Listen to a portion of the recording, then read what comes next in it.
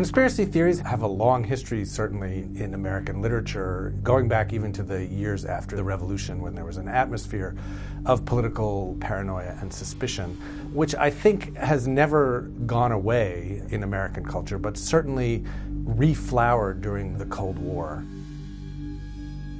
The film that I think is maybe the first great conspiracy movie, certainly of the 1960s, is John Frankenheimer's The Manchurian Candidate, which is not only about a conspiracy, but the very structure of the movie, where you don't always know from scene to scene what you're looking at, how it adds up, what it means. I think that's a movie that kind of inaugurates a sort of paranoid style of filmmaking, where the reality that's being presented to you on the screen isn't just a story that's being told to you, but something that you have to decode, something that you have to figure out, something that you maybe can't trust.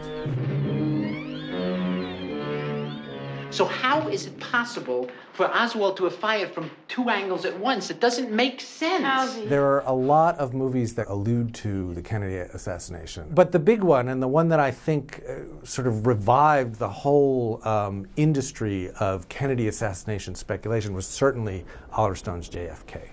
The hero of J.F.K. is Jim Garrison, who was a prosecutor in New Orleans, who did not, to understate matters, did not accept the findings of the Warren Commission report. So what really happened that day?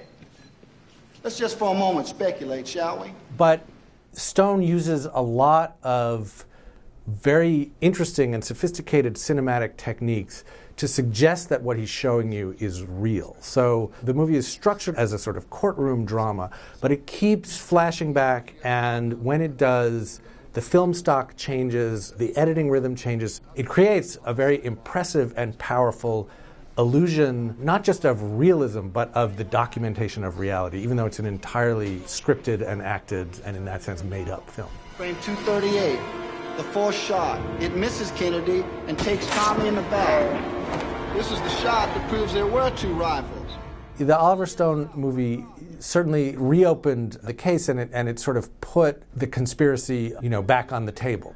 Oliver Stone's movie, in ways that couldn't have necessarily been anticipated at the time, was ahead of its time, in that where we live now is very much in a kind of destabilized, uncertain, somewhat suspicious and paranoid relationship to reality. So we kind of are in the habit of assuming that there must be a conspiracy, of jumping to the conclusion that whatever we're seeing represented, whenever something terrible happens, whether it's 9/11 or the Benghazi attacks or anything else, that there is some kind of secret story that we're not being told. There's some truth that's out there that's being obscured.